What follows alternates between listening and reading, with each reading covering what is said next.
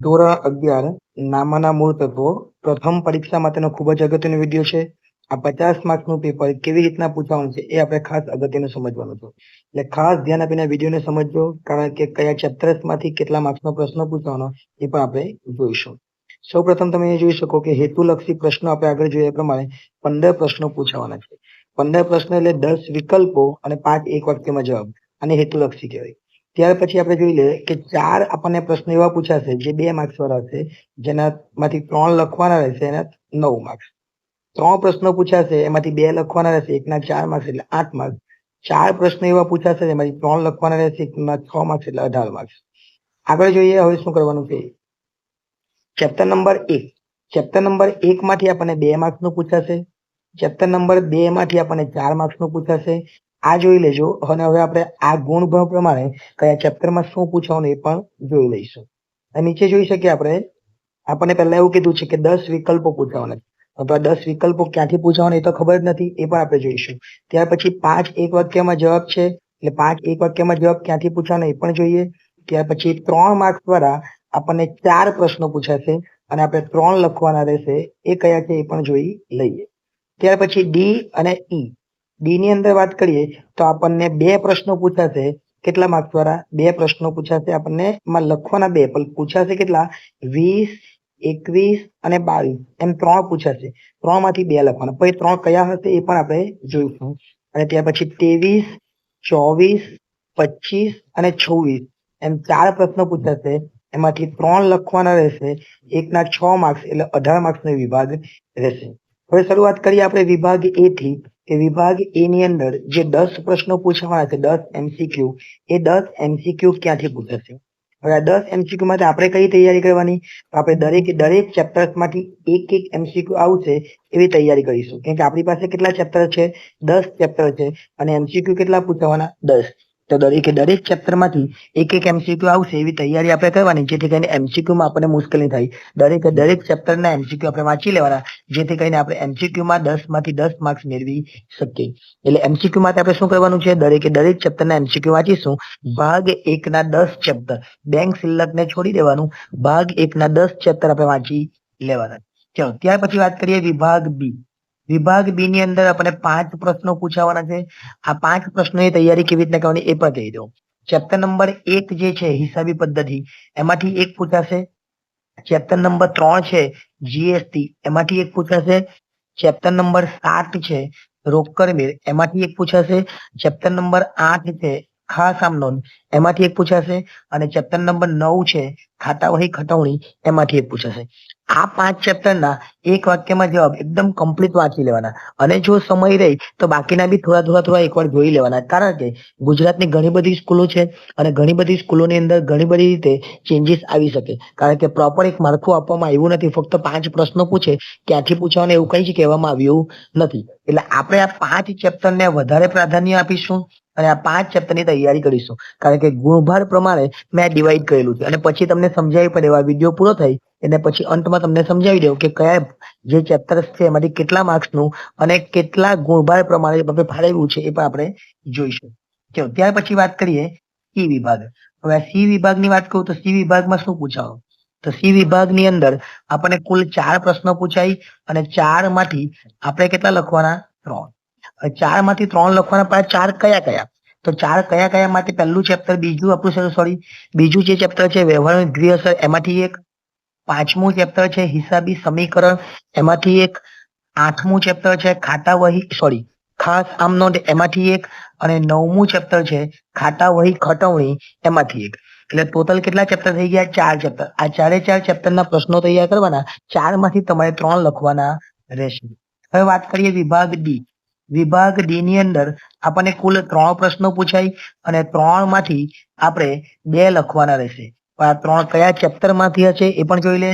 તો 6મું ચેપ્ટર એટલે પેટા નોંધ માંથી 1. ત્યાર પછી 9મું ચેપ્ટર એટલે ખાતા વહી ખટવણી માંથી 1. અને ત્યાર પછી 10મું ચેપ્ટર એટલે કાચું સરવૈયું માંથી 1. આ 3 ચેપ્ટર આપણે તૈયાર કરવાના, જેથી કરીને 3 પ્રશ્નો પૂછાય તો એ 3 માંથી આપણે 2 સરળતાથી લખી શકીએ. એટલે આ 3 ચેપ્ટર છે, ખાસ ધ્યાન રાખજો. આ ચેપ્ટર ને કદાચ આમ તેમ પૂછે તો બી ચિંતા નહીં થવી જોઈએ. સમજો કે આ પેટા નોંધ છે, એ પેટા નોંધ ને 4 માર્ક્સમાં જ પૂછવું પડે કેમ કે પેટા નોંધ જે છે એનો ગુણભાર જ 5 છે. હવે સમજો કે એ પહેલા 6 માર્ક્સમાં પૂછે પણ એનો ગુણભાર સરકારે કેટલો આપ્યો 5 માર્ક્સનો. હવે 5 માર્ક્સનો આપ્યો તો એને કેટલા માર્ક્સમાં પૂછવું પડે? એને 4 માર્ક્સમાં જ પૂછવું પડે અને એમાંથી એક વિકલ્પ એટલે 5 માર્ક્સ થઈ જાય. હવે વાત કરીએ આપણે છેલ્લે જે આપણી પાસે મેઇન ઇમ્પોર્ટન્ટ છે તે વિભાગ ઈ. વિભાગ ઈ ની અંદર આપણને 4 પ્રશ્નો પૂછાય અને 4 માંથી આપણે 3 લખવાના રહેશે. અને જો 4 માંથી 3 લખવાના હોય તો ક્યાંથી પૂછાશે? તો ફરીથી એક વાત કે ચોથું ચેપ્ટર જે આમનોન છે એમાંથી એક પ્રશ્ન અને ત્યાર પછીનું 7મું ચેપ્ટર છે રોકડમેળ એમાંથી એક પ્રશ્ન. હવે 2 પ્રશ્નો બાકી રહ્યા, બધા ગુણભાર પતી ગયા એટલે યાદ રાખવાનું કે આ બંનેમાંથી બીજા એક્સ્ટ્રા એક પૂછાશે. એટલે કે આમનોનમાંથી કુલ 2 પ્રશ્નો પૂછાશે અને રોકડમેળમાંથી કુલ 2 પ્રશ્નો પૂછાશે અને એમાંથી આપણે કેટલા લખવાના રહેશે? 3. હવે સમજો કે કદાચ આપણને આમાં જૂની પદ્ધતિ પ્રમાણે આપણને પેટાનોંધ પૂછી પણ કાઢે તો આપણે 4 માર્ક્સ માટે પેટાનોંધ આપણે તૈયાર તો કરેલી જ છે એટલે પેટાનોંધ આમાં પણ કામ તો લાગવાની જ છે જો પૂછાઈ જાય તો. બાકી આપણે શું યાદ રાખવાનું છે? આપણે યાદ રાખવાનું 2 આમનોંધ પૂછાશે અને 2 રોકડમેળ પૂછાશે એટલે આપણે આ 18 માર્ક્સ થઈ જાય કેમ કે 4 માંથી આપણે કેટલા લખવાના છે? 3. હવે દરેકનો ગુણભાર જે આપણે વાત કરતા હતા એ ગુણભાર જોઈ લે. જો આપણે ચેક કરી લે અને એકદમ ક્લિયર રીતે આપણે સમજી લઈએ. સૌપ્રથમ વાત કરીએ ચેપ્ટર નંબર 1. તો ચેપ્ટર નંબર 1 જે છે એ 2 માર્ક્સનું છે. 2 માર્ક્સનું એટલે શું પૂછાશે? એમાંથી એક વિકલ્પ પૂછાશે અને એક વાક્યમાં જવાબ પૂછાશે. એક વિકલ્પ અને એક વાક્યમાં જવાબ એટલે એના 2 માર્ક્સ થઈ ગયા.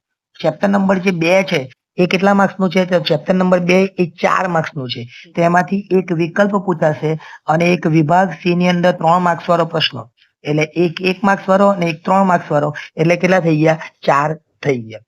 ત્યાર પછી જીએસટી ની વાત કરીએ તો જીએસટી 2 માર્ક્સ એટલે કે એક વાક્યમાં જવાબ અને એક વિકલ્પ એટલે એના 2 માર્ક્સ થઈ જાય. આમનોન ની વાત કરીએ, આમનોન 7 માર્ક્સનું છે તો આમનોન ની અંદર એક વિકલ્પ પૂછાશે અને એક 6 માર્ક્સ વાળો દાખલો. પણ આ 6 માર્ક્સ વાળો દાખલો એક નહીં પણ એની સાથે સાથે બીજો એક ઓપ્શન તરીકે પૂછાય આપણે વાત કરીએ પ્રમાણે એટલે 6 માર્ક્સ વાળા કેટલા પૂછાય? 2. પણ આપણે એક જ ગણીશું 6 ને 1 કેટલા થઈ જાય? 7 થઈ જાય. ત્યાર કેમ કે આ બધું ઓપ્શન વગર 50 આપેલા છે, ઓપ્શન સાથે તો ઘણા બધા થઈ જાય. ઓકે ચલો 5મું ચેપ્ટર કેટલા માર્ક્સનું છે? તો 5મું ચેપ્ટર 4 માર્ક્સનું છે. એનો મતલબ કે એક વિકલ્પ અને એક 3 માર્ક્સ વાળું પેલું A=C+L વાળું. ત્યાર પછી 5મા ચેપ્ટર પછી 6મું ચેપ્ટર પેટાનોંધ છે. પેટાનોંધમાંથી 5 માર્ક્સનું પૂછવાનું છે એટલે એક વિકલ્પ પૂછાશે અને 4 માર્ક્સ વાળો એક દાખલો આપણને પૂછાશે. 4 માર્ક્સનો એક દાખલો. કદાચ 6 માં બી પૂછે તો ચિંતા નહીં કરે પણ 4 માં જ પૂછાવો જોઈએ કે 5 માર્ક્સનું આપેલું છે એટલે. ત્યાર પછી પેટાનોંધ પછી રોકડમેળ છે. રોકડમેળ 8 માર્ક્સનો છે. 8 માર્ક્સમાં શું પૂછાવાનું જોઈ લે તો એક વિકલ્પ એક વાક્યમાં જવાબ અને 6 માર્ક્સનો એક દાખલો. હવે 6 માર્ક્સમાં મેં તમને કીધું કે કેટલા પૂછવાના છે? 2. પણ એકને આપણે ઓપ્શન તરીકે ગણીશું એટલે 1 ને 1 2 ને 6 8 થઈ જાય. ત્યાર પછી વાત કરીએ રોકડમેળ તો રોકડમેળ પછીનું ચેપ્ટર છે 8મું ચેપ્ટર ખાસ આમનોન. ખાસ આમનોનમાંથી કેટલા માર્ક્સનું પૂછવાનું? તો 5 માર્ક્સનું.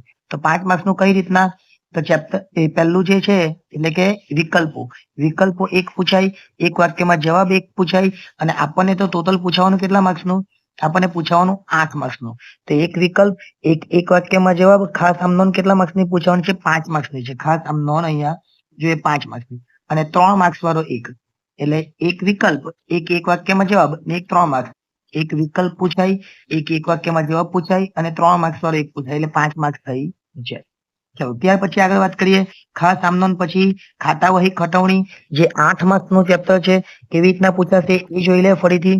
આપણને એક વાક્યમાં જવાબ, એક વિકલ્પ, ત્યાર પછી 2 માર્ક્સ વાળો એક અને ત્યાર પછી 3 માર્ક્સ વાળો એક અને ત્યાર પછી 4 માર્ક્સ વાળો એક.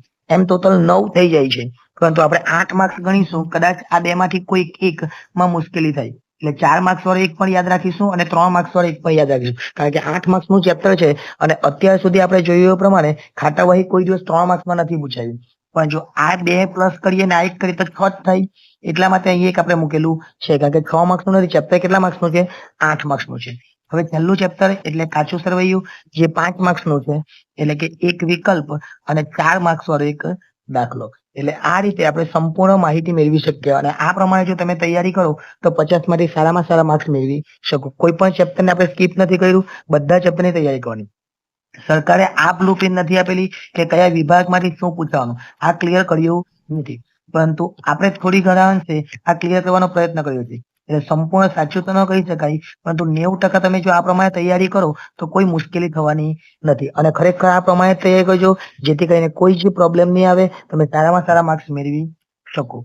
એટલે ફરીથી યાદ કરીએ આપણે, જે આખો વિડીયો છે એ વિડીયોને સ્કીપ કર્યા વગર પૂરેપૂરો જોજો, જેથી કરીને તમને કયા ચેપ્ટરમાંથી કયા પ્રશ્નો પૂછવાના છે એ ક્લિયર થાય. કદાચ એકાદ પ્રશ્ન આમ તેમ થઈ શકે કે વિકલ્પ 1 ની જગ્યાએ 2 પૂછાઈ જાય અને એક વાક્યમાં જવાબ જે આમ તેમ થોડો થઈ શકે. બાકી કોઈ જ મુશ્કેલી થવાની નથી. બાકી બધી વસ્તુ જેમ આપણે કીધી એ પ્રમાણે જ આવશે. એટલે હવે વિડીયો ગમ્યો હોય તો લાઈક કરી દેજો, ચેનલને સબસ્ક્રાઇબ કરવાની બાકી હોય તો એ પણ કરી લેજો. આભાર.